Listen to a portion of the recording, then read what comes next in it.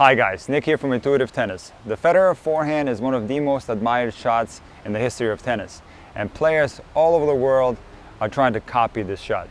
But is this a good idea? Should you copy the Federer Forehand? Check out today's video and find out. How did Federer develop his forehand technique? I believe that this forehand technique came to Federer intuitively. He is a very elegant and stylish person on and off the court. And this style also transfers into his tennis game.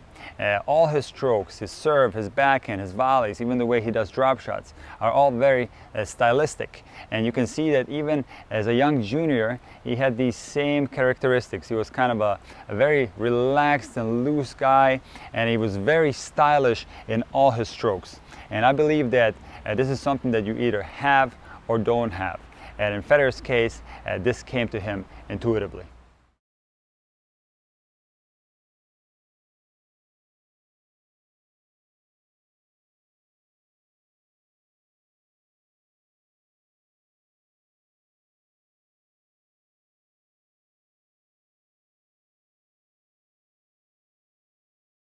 The Federer forehand has been analyzed many times, so I'm going to take a little bit different approach and just tell you which elements of Roger Federer's forehand are conventional, meaning that the majority of high-level players executes these technical elements the same way as Federer, and which parts are unconventional and are unique to Roger. So let's start off with the conventional parts of Roger Federer's forehand, and the first thing we're going to look at is Federer's contact point.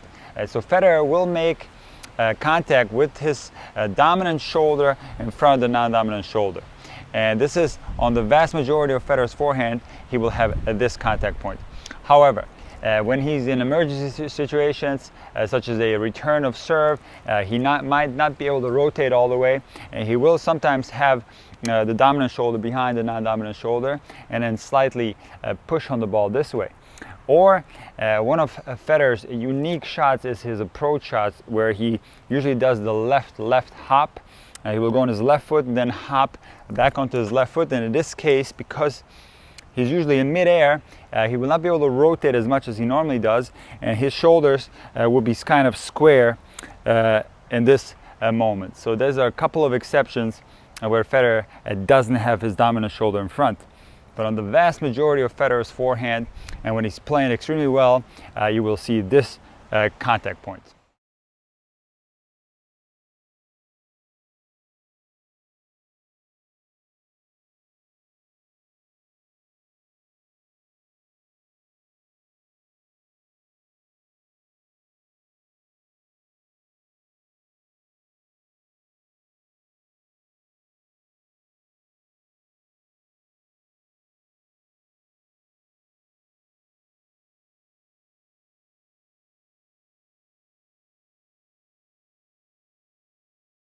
Another conventional technical element of Federer's forehand is his swing path after contact, and this is something that you see on any modern ATP forehand, where the tip of his racket will go up, across and back like this, and it doesn't involve wrist action. The wrist will be passive as Federer executes the swing path.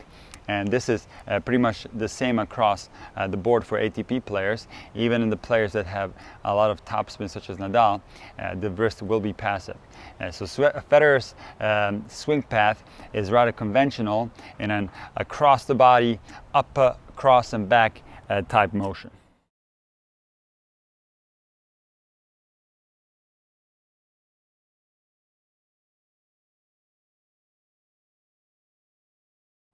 The rotation on the forehand is one of the most important things, and all high-level players have this upper body rotation, and of course Roger Federer is one of the best at executing this upper body rotation.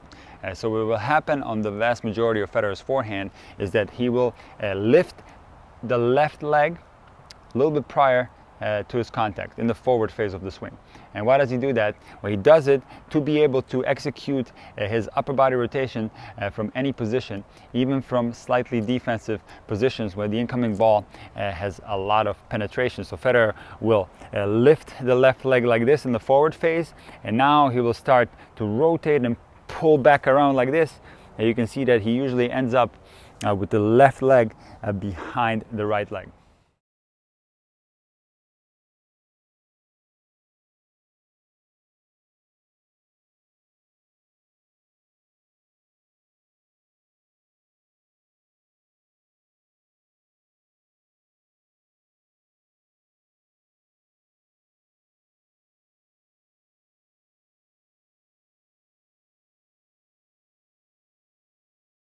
When Federer has a lot of time and maybe the ball is a little bit higher, Federer will utilize his whole body to generate power. And he will actually get airborne and he will finish to the left side. It looks something like this. He will load up on his right side usually, and then become airborne and then finish on his left side like this.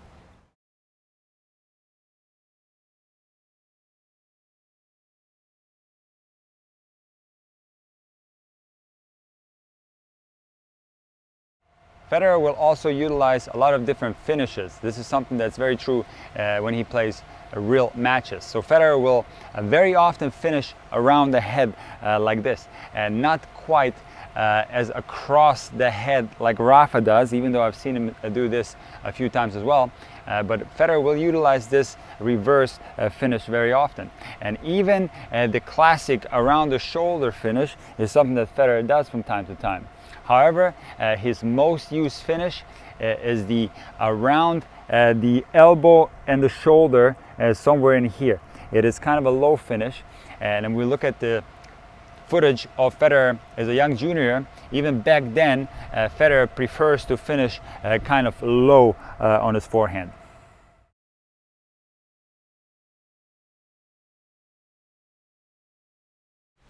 Another technical element of Federer's forehand that's rather conventional is his timing. While he has a aggressive court position, if this is the baseline, Federer likes to be somewhat close to the baseline. And if he's playing aggressive, of course, he likes to even go inside the baseline and play from there. His timing on the forehand is the same as any other player. And if you watch Federer, you will see that he holds the racket until the ball has bounced, and on the majority of the forehands, he actually holds the racket after the ball has bounced on his side. What that means is that Federer waits to initiate his stroke. This is true for any high-level forehand. So Federer will go into his unit turn once he observes where the ball is going. So when he sees it going to his forehand, he will do this. And now he will hold the racket, and while he's holding the racket, he will start setting up his forehand so he gets into the perfect position. And Federer is one of the best at setting up his strokes. His footwork is absolutely incredible. And so once he's set up perfectly, and he knows from where he's going to strike the ball, and now he waits until the ball has bounced to initiate his stroke like this.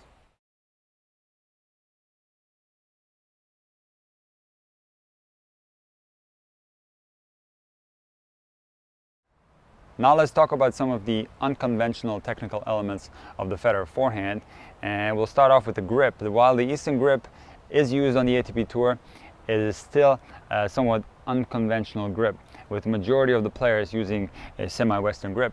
And this grip is important in the way Federer's forehand looks. There's a certain look to the forehand, and when someone executes it in a Eastern grip, the hand is more behind the racket and it just looks a little bit different. So it's important to understand that Federer's forehand looks a certain way because of the way he holds the racket. The most unconventional part of Federer's forehand is his racket drop, and consequently what happens right after he drops the racket down. So let's take a look first at the loop, which is fairly conventional. So Federer in a Eastern forehand grip will have the strings pointing towards the side fence like this, and right away we can see that there's quite a bit of wrist extension, pretty extreme. It feels very uncomfortable to me. In this grip, it's a little bit more natural to have the strings to the side. In a semi-Western grip, doesn't require quite as much of wrist extension.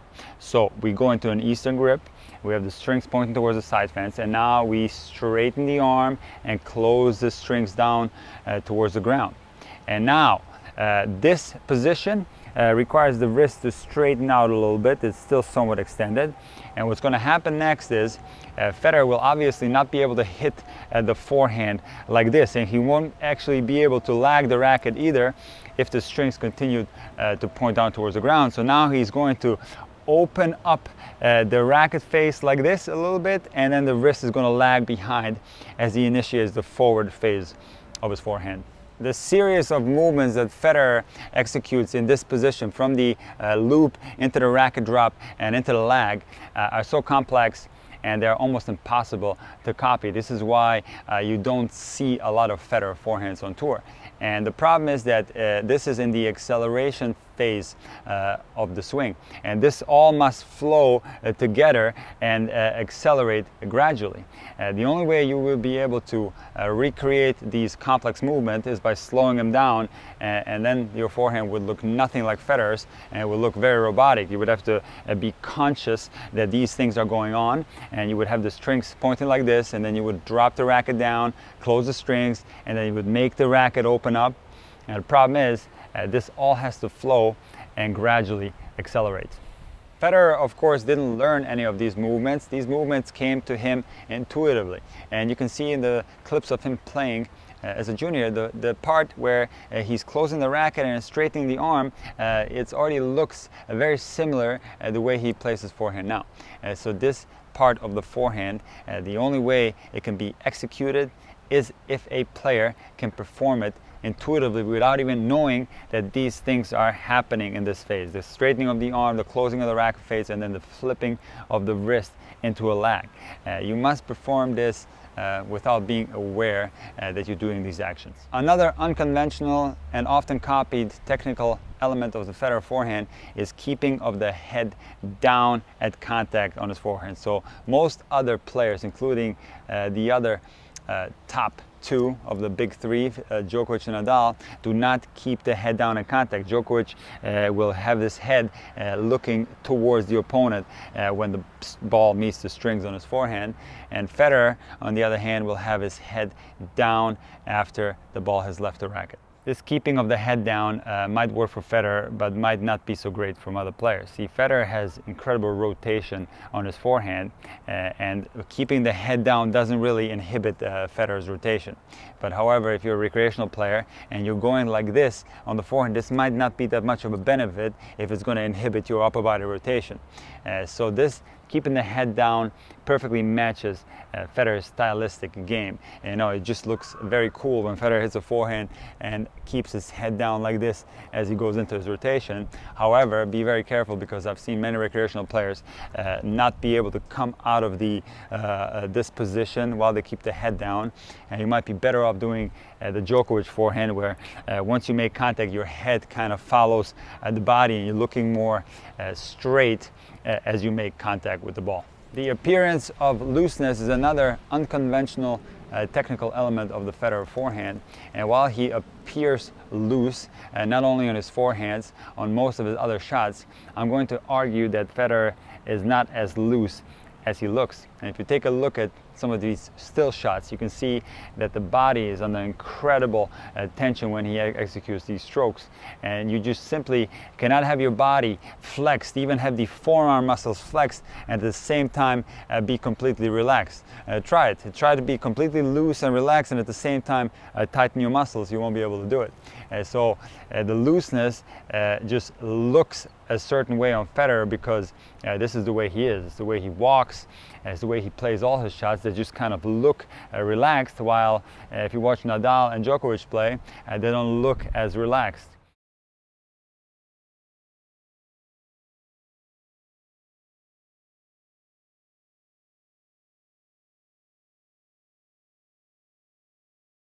Should recreational players copy the Roger Federer forehand? Well, the conventional parts of the Federer forehand you can definitely copy. However, the unconventional parts, especially Federer's racket drop with the Eastern grip, the straightening of the racket with the strings down towards the ground, and then into the wrist lag like this. These are complex series of wrist movements that have to be performed intuitively in order to look fluid. Any attempt to recreate these actions will make your forehand look very robotic and nothing like Roger Federer. Thank you guys for watching this video. Hope you enjoyed it. Please leave a comment in the section below. I'll be happy to respond. Hit that like button and subscribe if you haven't already. I'll see you next time.